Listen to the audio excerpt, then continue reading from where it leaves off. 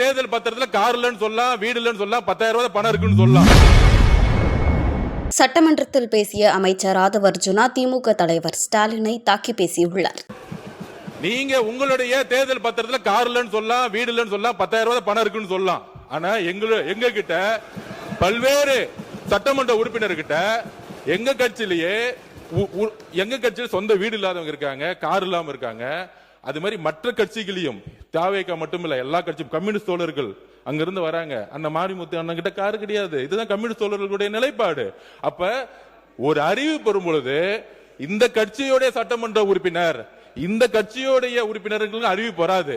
முதலமைச்சர் பொதுவா எல்லோருக்கும் ஒரு அறிவிப்பை கொடுக்கிறாரு. அதுல தமிழக வெற்றி கழகத்தோட நிலைப்பாடு ஏற்கனவே கார் இருக்கவங்க அப்ளை பண்ண மாட்டாங்க. இதுதான் நிலைப்பாடு. இது எல்லா கட்சியோட நிலைப்பாடு அப்படிதான். ஆனா அறிவிப்பு தனி செயலாளர்ங்கிற அறிவிப்பு ஒரு சட்டமன்ற உறுப்பினர் 3 லட்சம் மக்களை போய் பார்க்க வேண்டிய நிர்பந்தம் இருக்கு. அவரோட தொகுதிக்கு போக வேண்டிய நிர்பந்தம் இருக்கு. ஊர்ல இருந்து வர வேண்டிய நிர்பந்தம் இருக்கு. அதனால இது ஒரு உரிமையா பண்ணிருக்கார தவிர இதுல ஆடம்பரம், காருங்கிறது ஆடம்பரம் கிடையாது. மக்களை சந்திக்கக்கூடிய ஒரு தேவை. ஊழல் இல்லாத சட்டமன்ற உறுப்பினர்களுக்கு கார் இன்னைக்கு தேவை. மக்களை பார்க்க போனோம். அதுதான் நாங்க பதிவு பண்றோம். செய்திகளை உள்ளது உள்ளபடி தெரிந்து கொள்ள ரெஃப்ளெக்ட் நியூஸை சப்ஸ்கிரைப் பண்ணுங்க.